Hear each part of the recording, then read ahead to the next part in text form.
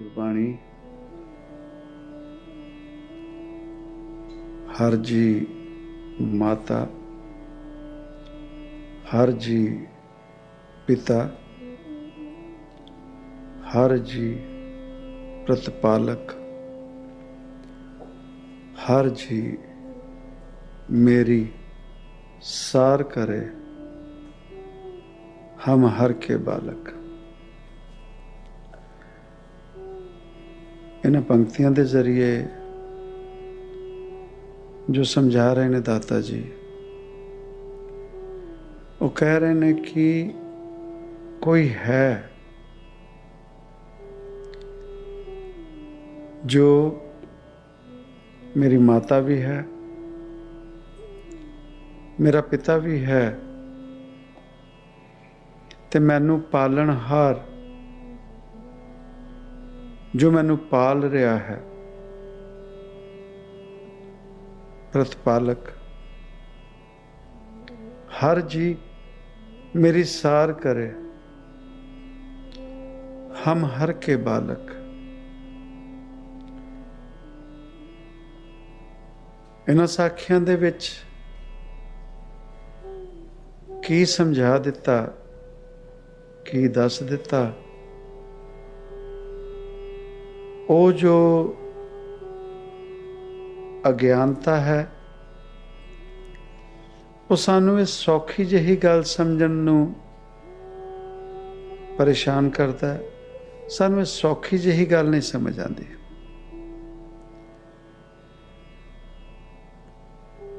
एक बच्चा होवे, उस बच्चे दे सामने ओदी माता होवे या ओदा पिता होवे, ते उस बच्चे नू कोई फिक्र नहीं हुंदा। कारण ओदे समक्ष ओदे माता पिता ने। ओनू ना खाण पीण दी चिंता, ना उन्होंने घर बार की चिंता। कारण माता पिता समय समय सिर जिस वस्तु की लोड़ है वो जीव नू प्रोवाइड करते हैं और उसकी पालना भी करते हैं। और उन्होंने संभालते हैं। क्यों? क्योंकि वो बच्चा अपने माता पिता की संतान है, उन्हों का बालक है। जीव अपने जीवन दे विच निगाह मार के देखे कि जदों बचपना सी, जदों असी माता पिता के सहारे अपना जीवन गुजार रहे सी, ते कि सच दे विच साडा ये समा चंगा नहीं सीगा? जीवन च माता खान पीन का फिक्र नहीं, नलाण धोआण का फिक्र नहीं, देख रेख करने का कोई फिक्र नहीं। वो माता जिन्हें जन्म दिता वो आपे संभालती सी। वो जिहड़ा पिता की समान की वस्तु समय समय सिर जेड़ी जेड़ी चीज़ की जीवन दे विच लोड़, उस पिता ने अपने बच्चे नू दिता, जिवें किवें भी लिया के दिता। और उन्हां दा वो बच्चा है, संतान है, माता पिता उसका ख्याल रखते हैं, ਉਹਦੀ ਸਾਰ ਉਹਨੂੰ संभालते हैं। यह सच्चाई जीवन की तां तक जदों तक वो बच्चा बच्चा रहा, वो आग्या दे विच रहा, माता पिता का आदर सन्मान करता रहा, चाहे वो जवान भी हो गया ਉਸ ਤੋਂ ਬਾਵਜੂਦ ਵੀ ਮਾਤਾ ਪਿਤਾ ਉਹਦਾ ਖਿਆਲ ਰੱਖਦੇ ਨੇ। ਤੇ ਕਦੋਂ ਉਹਦਾ ਖਿਆਲ ਛੱਡਣਾ ਬੰਦ ਕਰਦੇ ਨੇ? ਜਾਂ ਉਹ ਮਾਤਾ ਪਿਤਾ ਦਾ ਗੱਲਾਂ ਦਾ ਉਲੰਘਣ ਕਰਨ ਲੱਗ ਜਾਵੇ। ਜਦੋਂ ਉਸ ਬੱਚੇ ਨੂੰ ਆਪਣੇ ਮਾਤਾ ਪਿਤਾ ਤੋਂ ਯਕੀਨ ਹਟ ਜਾਵੇ, ਆਪਣੇ ਮਾਤਾ ਪਿਤਾ ਤੋਂ ਯਕੀਨ ਹਟ ਗਿਆ, ਉਹ ਆਪ ਹੋ ਕੇ ਸਿਰ ਖੁਦ ਕਰਨ ਲੱਗ ਗਿਆ, ਤੇ ਉਹ ਜਿਹੜੇ ਮਾਤਾ ਪਿਤਾ ਦਾ ਸੰਰਕਸ਼ਣ ਸੀ, ਜੋ ਮਾਤਾ ਪਿਤਾ ਖਿਆਲ ਕਰਦੇ ਸੀ, ਉਹ ਮਾਤਾ ਪਿਤਾ ਤੋਂ ਉਹ ਜਿਹੜਾ ਸਕੂਨ ਮਿਲਦਾ ਸੀ, ਉਹ ਸਕੂਨ ਆਣਾ ਜੀਵ ਦੇ ਜੀਵਨ ਦੇ ਵਿੱਚ ਬੰਦ ਹੋ ਜਾਂਦਾ। ਉਹ ਜੀਵਨ 'ਚ ਪੈਸਾ ਧੇਲਾ ਕਮਾ ਲਵੇ, ਉਹ ਜੀਵਨ ਦੇ ਵਿੱਚ ਹੋਰ ਕੋਈ ਵੀ ਕੰਮ ਕਰ ਲਵੇ, ਪਰ ਉਹ ਜਿਹੜੀ ਛਤਰ ਛਾਇਆ, ਉਹ ਜਿਹੜਾ ਸਕੂਨ, ਉਹ ਜਿਹੜਾ ਖਿਆਲ ਮਾਤਾ ਪਿਤਾ ਰੱਖਦੇ ਸੀ ਜੀਵਨ ਦੇ ਵਿੱਚ, ਉਹ ਨਹੀਂ ਆਉਂਦਾ। ਤੇ ਅੱਜ ਵੀ ਆਪਣੇ ਜੀਵਨ ਦੇ ਵਿੱਚ ਨਿਗਾਹ ਮਾਰ ਕੇ ਉਹ ਜੀਵ ਜਿਨ੍ਹਾਂ ਦੇ ਜੀਵਨ ਦੇ ਵਿੱਚੋਂ ਮਾਤਾ ਜਾਂ ਪਿਤਾ ਦਾ ਸਾਇਆ ਉੱਠ ਗਿਆ, ਉਹੀ ਜਾਣਦੇ ਨੇ ਕਿ ਉਹ ਮਾਂ ਦੀ ਮਮਤਾ, ਉਹ ਮਾਂ ਦੀ ਗੋਦੀ, ਉਹ ਮਾਂ ਦਾ ਪਿਆਰ, ਉਹਦੇ ਵਿੱਚ ਕੀ ਸਕੂਨ ਸੀ, ਜੋ ਅੱਜ ਦੁਨੀਆ ਦੇ ਵਿੱਚ ਸਾਡੇ ਕੋਲ ਸਭ ਕੁਝ ਹੋਣ ਤੋਂ ਬਾਅਦ ਵੀ ਉਹ ਸਕੂਨ ਨਹੀਂ। ਉਹ ਪਿਤਾ ਦੀ ਸੰਰਕਸ਼ਣ, ਉਹ ਪਿਤਾ ਜੋ ਸਾਡੇ ਲਈ ਸੰਪੂਰਨ ਸਾਡਾ ਖਿਆਲ ਰੱਖਦਾ ਸੀ, ਉਹੋ ਜਿਹਾ ਖਿਆਲ ਜੀਵਨ 'ਚ ਕੋਈ ਨਹੀਂ ਰੱਖ ਸਕਦਾ। ਪਰ ਇਹ ਕਦੋਂ ਤੱਕ? ਜਦੋਂ ਤੱਕ ਮਾਤਾ ਪਿਤਾ ਤੋਂ ਯਕੀਨ ਨਹੀਂ ਹਟਾਇਆ, ਜਦੋਂ ਤੱਕ ਜੀਵ ਮਾਤਾ ਪਿਤਾ ਤੋਂ ਅਗਾਂਹ ਉਤਾਂਹ ਨਹੀਂ ਹੋਇਆ। ਤੇ ਜੀਵਨ ਦੇ ਵਿੱਚ ਦੁਨਿਆਵੀ ਤੌਰ ਤੇ ਇਹ ਗੱਲ ਜਦੋਂ ਸਾਡੇ ਜੀਵਨ 'ਚ ਲਾਗੂ ਹੁੰਦੀ ਹੈ, ਤੇ ਇਹੀ ਗੱਲ ਉਸ ਰੱਬ ਦੇ ਘਰ ਦੀ ਵੀ ਲਾਗੂ ਹੁੰਦੀ ਹੈ, ਜਦ ਤੱਕ ਅਸੀਂ ਉਸ ਰੱਬ ਦੇ ਉੱਤੇ ਨਿਰਭਰ ਹਾਂ। ਉਸ ਰੱਬ ਨੂੰ ਜਦੋਂ ਅਸੀਂ ਆਪਣਾ ਮਾਤਾ ਪਿਤਾ, ਆਪਣਾ ਪਾਲਨਹਾਰ, ਸੰਪੂਰਨਤਾ, ਉਹਦੇ ਅੱਗੇ ਸਰੈਂਡਰ ਹੋ ਗਏ, ਤਾਂ ਫਿਰ ਉਹ ਸਾਡੀ ਸਾਰ ਕਰਦਾ। ਕਿਉਂ? हर जी मेरी सार करे, क्यों? हम हर के बालक। आज असी बालक रहे किथे? जीवन च निगाह मारीए ना, साडे जीवन दे विच भी सानू सुनन नू मिलिया सी माता पिता कोलों, तू वड्डा हो गया। हुण अपने बच्चों नू भी असीं कहने हुण तू वड्डा हो गया, पर रब दे समक्ष सानू वड्डा नहीं होना चाहिए। ज्ञान ध्यान, ना मैनू ज्ञान है ना मैनू ध्यान करना आंदा।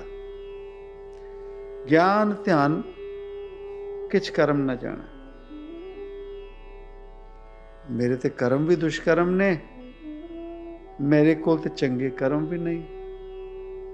सार ना जाना तेरी, मैं तेरी सार किद्दां जान सकदा? ये कौन बोलेगा? जो बच्चा है जिहदे विच मैं नहीं आई, जो वड्डा नहीं होया, जिहदे विच उस महापुरुषां दे जीवन दे विच कोई नानक बन के आया, कोई राम बन के आए, उन्हां दे जीवन दे विच जो सवाल ना करे। साडे जीवन दे विच ये सवाल कदों आ सकदा? बहुत जन्म बिछड़े थे माधो, ये जन्म तुम्हारे लेखे? साडा जन्म लेखे किहदे लगेगा? असी दुनियादारी दे समक्ष किसी तो माफ़ी की मंगनी?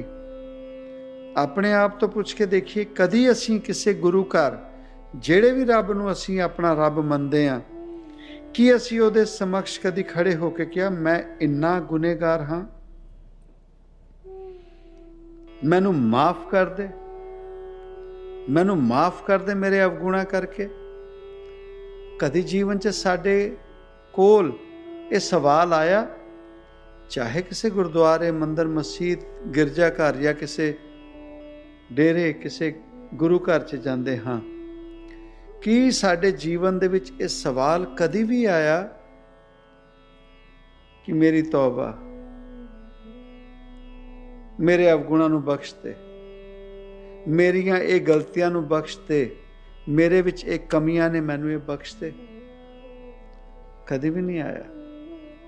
ਤੇ ਉਹ ਜੋ ਦਾਤਾ ਹੈਗਾ, ਉਹ ਜੋ ਰੱਬ ਹੈਗਾ, ਉਹਦੇ ਸਮਕਸ਼ ਅਸੀਂ ਕਦੀ ਮਾਫੀ ਨਹੀਂ ਮੰਗੀ, ਤੇ ਇਸ ਦੁਨੀਆ ਦੇ ਵਿੱਚ ਅਸੀਂ ਗਲਤੀਆਂ ਕਰਕੇ ਕਦੋਂ ਮਾਫੀ ਮੰਗਾਂਗੇ? ਤੇ ਆਰ ਪਰਿਵਾਰ ਟੁੱਟ ਰਹੇ, ਸਾਡੇ ਰਿਸ਼ਤੇ ਨਾਤੇ ਹੁਣ ਉਸ ਕਗਾਰ ਤੇ ਨੇ, ਕਦੇ ਵੀ ਟੁੱਟ ਜਾਣ। ਪਰਿਵਾਰ ਕਿਸੇ ਵੀ ਸਮੇਂ ਟੁੱਟ ਸਕਦਾ, ਕਗਾਰ ਉਸ ਤੇ ਬੈਠਾ। ਤੇ ਕਿਉਂ? ਕਾਰਨ ਕਿ ਅਸੀਂ ਮੈਂ ਦੇ ਵਿੱਚ ਆ ਗਏ, ਅਸੀਂ ਵੱਡੇ ਹੋ ਗਏ। ਜਿੱਦਾਂ ਜਦੋਂ ਅਸੀਂ ਵੱਡੇ ਹੋ ਜਾਂਦੇ ਹਾਂ ਤੇ ਮਾਤਾ ਪਿਤਾ ਜਦੋਂ ਸਾਨੂੰ ਡਾਂਟਦੇ ਨੇ, ਕਿਸੇ ਗੱਲ ਦੇ ਲਈ ਸਮਝਾਉਂਦੇ ਨੇ, ਤੇ ਉਹ ਦਿਨ ਸਾਡੇ ਜੀਵਨ 'ਚ ਜ਼ਰੂਰ ਆਇਆ ਹੁੰਦਾ ਜਦੋਂ ਅਸੀਂ ਆਪਣੇ ਮਾਤਾ ਪਿਤਾ ਨੂੰ ਕਹਿੰਦੇ ਹਾਂ ਹੁਣ ਨਹੀਂ ਲੋੜ, ਮੈਂ ਵੱਡਾ ਹੋ ਗਿਆ, ਹੁਣ ਮੈਂ ਵੱਡਾ ਹੋ ਚੁੱਕਾ, ਤੁਹਾਨੂੰ ਸਮਝਾਉਣ ਦੀ ਲੋੜ ਨਹੀਂ, ਤੁਸੀਂ ਮੇਰੇ ਤੋਂ ਕੋਈ ਸਮਝ ਲੈਣੀ ਲੈ ਲਓ, ਚੁੱਪ ਕਰ ਜਾਓ, ਹੁਣ ਮੈਂ ਵੱਡਾ ਹੋ ਗਿਆ।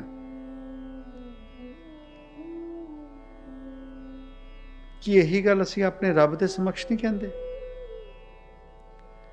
ਕੀ ਇਹੀ ਗੱਲ ਅਸੀਂ ਆਪਣੇ ਮਹਾਪੁਰਸ਼ਾਂ ਦੇ ਸਮਕਸ਼ ਨਹੀਂ ਕਹਿੰਦੇ? ਤੇ ਫਿਰ ਕਦੋਂ ਅਸੀਂ ਇਹ ਗੱਲ ਕਹਿ ਸਕਾਂਗੇ ਗਿਆਨ ਧਿਆਨ ਕਿਛ ਕਰਮ ਨਾ ਜਾਣਾ, ਮੈਨੂੰ ਗਿਆਨ ਧਿਆਨ ਕੁਛ ਨਹੀਂ ਹੈ। ਅਸੀਂ ਤੇ 5 ਮਿੰਟ ਦਾ ਸਿਮਰਨ ਕਰ ਲਈਏ, ਜਗ ਜ਼ਾਹਰ ਕਰਨ ਦੀ ਕੋਸ਼ਿਸ਼ ਕਰਦੇ ਹਾਂ, ਮੈਂ ਇੰਨਾ ਧਿਆਨ ਕੀਤਾ। ਅਸੀਂ ਰੋਜ਼ਾਨਾ ਪਾਠ ਕਰ ਲਈਏ, ਕੋਈ ਪੂਜਾ ਪਾਠ, ਗਾਇਤਰੀ ਮੰਤਰ, ਹਨੂਮਾਨ ਚਾਲੀਸਾ, ਜਪਜੀ ਸਾਹਿਬ, ਹੋਰ ਕੋਈ ਪਾਠ ਪੂਜਾ ਕਰ ਲਈਏ। ਅਸੀਂ ਚਾਹੁੰਦੇ ਹਾਂ ਦੁਨੀਆ ਨੂੰ ਪਤਾ ਲੱਗੇ ਮੈਂ ਇੰਨੇ ਸਾਲਾਂ ਤੋਂ ਫਲਾਣਾ ਨਾਮ ਸਿਮਰਨ, ਇੰਨੇ ਸਾਲਾਂ ਤੋਂ ਫਲਾਣੀ ਪਾਠ ਪੂਜਾ ਕਰ ਰਿਹਾ। ਕਿਹਨੂੰ ਦੱਸਣਾ? ਜੱਗ ਨੂੰ। ਤੇ ਜਿਹੜਾ ਰੱਬ ਦੀ ਗੱਲ ਕਰਦਾ ਹੈ ਉਹ ਤੇ ਕਹਿੰਦਾ ਮੈਨੂੰ ਆਉਂਦਾ ਹੀ ਨਹੀਂ ਧਿਆਨ ਕਰਨਾ, ਮੈਨੂੰ ਤੇ ਆਉਂਦਾ ਹੀ ਨਹੀਂ ਕੁਛ ਦਾਤਾ, ਤੂੰ ਕਿਰਪਾ ਕੀਤੀ, ਇਹ ਮਨੁੱਖੀ ਜਾਮਾ ਦਿੱਤਾ, ਮੈਨੂੰ ਜੀਵਨ ਹੀ ਨਹੀਂ ਜੀਣਾ ਆਉਂਦਾ, ਮੈਨੂੰ ਤਾਂ ਜੀਵਨ ਨਹੀਂ ਜੀਣਾ ਆਉਂਦਾ। ਤੇ ਪ੍ਰਵਾਨ ਕਰ ਲੈ, ਪ੍ਰਵਾਨ ਕਰ ਲੈ। ਤੇ ਪ੍ਰਵਾਨ ਹੋਏਗਾ ਕੌਣ? ਜੋ ਛੋਟਾ ਬਾਲ ਬੱਚਾ ਹੈ, ਉਹ ਮਾਂ ਦੀ ਗੋਦੀ 'ਚ ਬਹਿਣ ਨੂੰ ਮੁੜ ਮੁੜ ਜਾਂਦਾ, ਸੱਟ ਲੱਗ ਜਾਵੇ ਮਾਂ ਦੀ ਗੋਦੀ, ਕਿਸੇ ਨੇ ਡਾਂਟ ਤਾ, ਕੋਈ ਚੋਟ ਪੈ ਗਈ, ਕੋਈ ਵੀ ਪਰੇਸ਼ਾਨੀ ਹੋਈ, ਉਹ ਭੱਜ ਭੱਜ ਮਾਂ ਦੀ ਗੋਦੀ 'ਚ ਜਾਂਦਾ ਹੈ, ਭੱਜ ਭੱਜ ਆਪਣੇ ਪਿਤਾ ਦੇ ਕੁੱਛੜ ਚੜਨ ਦੀ ਗੱਲ ਕਰਦਾ ਹੈ। ਤੇ ਸਾਡਾ ਕਦੋਂ ਹੁੰਦਾ? ਅਸੀਂ ਵੱਡੇ ਹੋ ਗਏ। ਤੇ ਵੱਡੇ ਹੋਣ ਦੇ ਬਾਬਤ ਕਬੀਰ ਸਾਹਿਬ ਫਿਰ ਸਮਝਾਉਂਦੇ ਨੇ, ਕਹਿੰਦੇ ਕਿ बड़ा हुआ तो क्या हुआ, बड़ा हुआ तो क्या हुआ, जैसे पेड़ खजूर, खजूर का दरख्त बहुत उच्चा लंबा, बहुत उच्चा होता, तो कहते बड़ा हुआ तो क्या हुआ, जैसे पेड़ खजूर, पंथी को छाया ना दे। पंथी भाव ਜਿਹੜੇ ਸਫਰ ਰਾਹਗੀਰ ਹੁੰਦੇ ਨੇ, ਜਿਹੜੇ ਰਾਹਗੀਰ ਹੁੰਦੇ ਨੇ, ਉਹਦੀ ਛਾਂ ਦੇ ਹੇਠਾਂ ਨਹੀਂ ਬਹਿ ਸਕਦੇ, ਕਿਉਂਕਿ ਛਾਂ ਉੱਚਾ ਹੀ ਬਹੁਤ ਹੁੰਦਾ, ਛਾਂ ਕਿੱਥੇ ਦੇਗਾ। तो कहते पंथी को छाया ना दे, फल लागे अत दूर, ना वो छां दे सकिया, ना किसी ਨੂੰ फल दे सकिया। ਅਸੀਂ ਜੀਵਨ ਦੇ ਵਿੱਚ ਉਹ ਹੋ ਚੁੱਕੇ ਹਾਂ, ਨਾ ਅਸੀਂ ਕਿਸੇ ਦੇ ਲਈ ਹੱਥ ਵਧਾਣੇ ਆ ਮਦਦ ਦਾ, ਤੇ ਹੁਣ ਅਸੀਂ ਵੱਡੇ ਹੋ ਚੁੱਕੇ ਹਾਂ, ਸਾਨੂੰ ਕਿਸੇ ਦੀ ਮਦਦ ਦੀ ਲੋੜ ਨਹੀਂ। ਕਹਿੰਦੇ ਆ ਨਾ ਅਸੀਂ ਵੱਡੇ ਹੋ ਚੁੱਕੇ ਹਾਂ, ਚਾਹੇ ਉਹ ਪੈਸਿਆਂ ਪੱਖੋਂ, ਉਮਰ ਪੱਖੋਂ, ਆਦਤ ਪੱਖੋਂ, ਪੈਸੇ ਪੱਖੋਂ, ਜੋ ਮਰਜ਼ੀ ਗੱਲ ਕਰ ਲਈਏ, ਅਸੀਂ ਹਰ ਗੱਲ ਦੇ ਵਿੱਚ, ਹਰ ਚੀਜ਼ ਦੇ ਵਿੱਚ ਵੱਡੇ ਹੋ ਚੁੱਕੇ ਹਾਂ। ਤੇ ਜੀਵਨ ਦੇ ਵਿੱਚ ਫਿਰ ਇਹ ਬਾਣੀ, ਇਹ ਪੰਕਤੀਆਂ, ਹਰ ਜੀ ਮਾਤਾ, ਹਰ ਜੀ ਪਿਤਾ, हर जी प्रतिपालक, हर जी मेरी सार करे, हम हर के बालक। क्यों कोई सार करेगा, क्यों कोई सार करेगा? बच्चा तां शंका करन लग जाता ना माता पिता ते, मां उसे तरीके नाल मूँह साफ करन लगे, ओ पिछे हो जाओ मैं वड्डा हो गया। मां कोई उहनूं देण दी कोशिश करे, ओ पिछे हो जाओ मैं वड्डा हो गया। ਉਹੀ ਕੰਮ ਅਸੀਂ ਰੱਬ ਦੇ ਮਾਮਲੇ 'ਚ ਵੀ ਕਰਦੇ ਹਾਂ। ਰੱਬ ਕੋਈ ਦੇਣਾ ਵੀ ਚਾਹੁੰਦਾ ਹੈ, ਅਸੀਂ ਕਹਿੰਦੇ ਨਹੀਂ ਪਿੱਛੇ ਹੋ ਜਾਓ, ਅਸੀਂ ਵੱਡੇ ਹੋ ਗਏ, ਸਾਨੂੰ ਨਹੀਂ ਚਾਹੀਦਾ, ਸਾਨੂੰ ਨਹੀਂ ਚਾਹੀਦਾ। ਸਾਡੇ ਜੀਵਨ ਦੇ ਵਿੱਚ ਅਸੀਂ ਦੇਖਿਆ, ਉਹ ਪਰਿਵਾਰ ਜਿਨ੍ਹਾਂ ਦੇ ਕੋਲ ਸੰਤਾਨ ਨਹੀਂ ਸੀ, ਉਹਨਾਂ ਨੂੰ ਕਹਿੰਦੇ ਰਹੇ ਫਲ ਪਵਾ ਲਓ, ਨਹੀਂ ਸਾਨੂੰ ਨਹੀਂ ਚਾਹੀਦਾ, ਸਾਨੂੰ ਨਹੀਂ ਚਾਹੀਦਾ। ਉਹ ਦੁਨਿਆਵੀ ਪੱਖੋਂ ਚੀਜ਼ਾਂ ਲੈ ਲਓ, ਦਰਬਾਰ ਖੁੱਲ੍ਹਿਆ, ਨਹੀਂ ਸਾਨੂੰ ਨਹੀਂ ਚਾਹੀਦਾ, ਹੁਣ ਵੱਡੇ ਹੋ ਗਏ ਅਸੀਂ। ਤੇ ਰੱਬ ਵੀ ਸਾਡੀ ਫਿਰ ਸਾਰ ਨਹੀਂ, ਖਿਆਲ ਨਹੀਂ ਕਰਦਾ, ਕਿਉਂਕਿ ਅਸੀਂ ਵੱਡੇ ਹੋ ਗਏ। ਤਾਂ ਵੱਡੇ ਨਾ ਹੋਈਏ,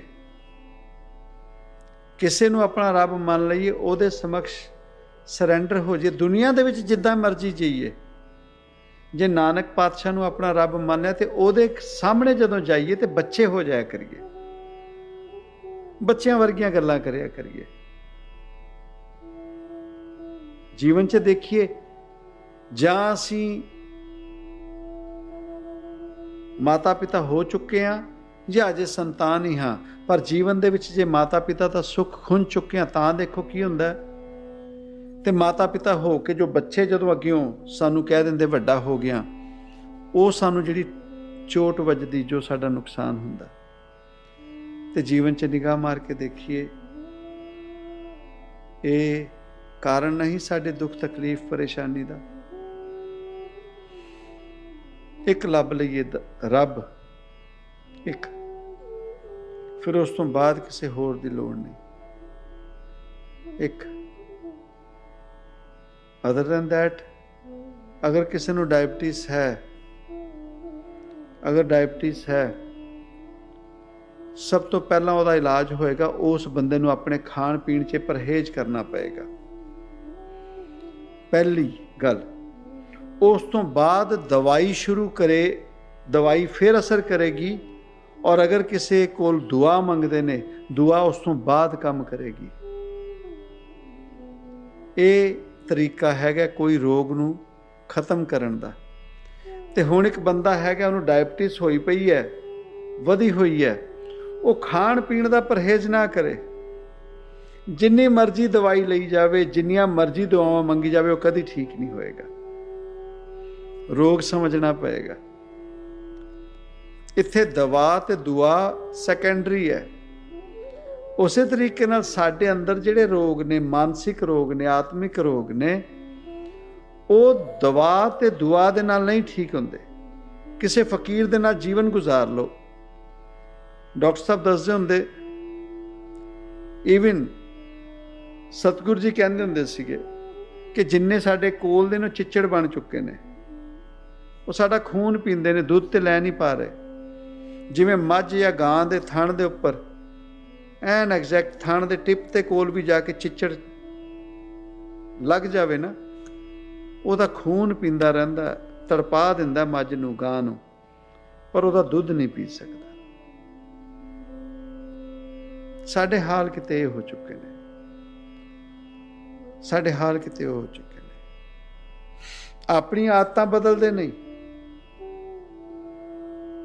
ਤੇ ਨਾ ਦਵਾ ਕੰਮ ਕਰੇ ਨਾ ਦੁਆ। ਫਕੀਰ ਆਪਣਾ ਆਪ ਵੀ ਜੀਵਨ ਨਿਛਾਵਰ ਕਰ ਦੇਵੇ, ਉਸ ਤੋਂ ਬਾਵਜੂਦ ਵੀ ਸਾਡੇ ਜੀਵਨ 'ਚ ਬਦਲਾਵ ਨਹੀਂ ਆ ਸਕਦਾ। ਕਾਰਨ ਅਵਗੁਣ ਸਾਡੇ ਨੇ, ਆਦਤਾਂ ਸਾਡੀਆਂ ਮਾੜੀਆਂ ਨੇ।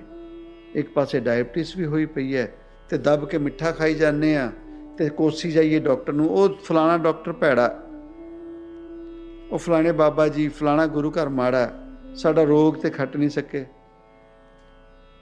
ਰੋਗ ਕਿੱਦਾਂ ਕੱਟਿਆ ਜਾਵੇ? ਆਪਣੇ ਖਾਣ ਪੀਣ ਦਾ ਤੇ ਪਰਹੇਜ਼ ਦੇਖੋ। ਸਾਡੇ ਅਵਗੁਣਾਂ ਨੂੰ ਉਹ ਕਿੱਦਾਂ ਮਿਟਾਵੇ? ਆਪਣੀਆਂ ਆਦਤਾਂ ਤੇ ਦੇਖੀਏ ਅਸੀਂ, ਸਾਡੀਆਂ ਆਦਤਾਂ ਕਿੰਨੀਆਂ ਮਾੜੀਆਂ ਨੇ। ਸਾਡੇ ਅੰਦਰ ਇੱਕ ਦੂਜੇ ਲਈ ਨਫ਼ਰਤ ਹੈ। ਅਸੀਂ ਦੂਜੇ ਦੀ ਖੁਸ਼ੀ ਨੂੰ ਦੇਖ ਕੇ ਖੁਸ਼ੀ ਨਹੀਂ ਮਨਾ ਸਕਦੇ ਤੇ ਆਪਣੇ ਜੀਵਨ ਦੇ ਵਿੱਚ ਅਸੀਂ ਖੁਸ਼ੀਆਂ ਭਾਲਦੇ ਹਾਂ, ਆਪਣੇ ਜੀਵਨ ਦੇ ਵਿੱਚ ਖੁਸ਼ੀਆਂ ਭਾਲਦੇ ਹਾਂ। ਨਹੀਂ, ਪਹਿਲਾਂ ਦੂਜਿਆਂ ਦੀ ਖੁਸ਼ੀ 'ਚ ਖੁਸ਼ ਹੋਣਾ ਸਿੱਖੋ। ਜੈਸੀ ਆਸ ਤੈਸਾ ਵਾਸ, ਜੈਸਾ ਖਾਈਏ ਅੰਨ ਤੈਸਾ ਹੋ ਜਾਏ ਮਨ।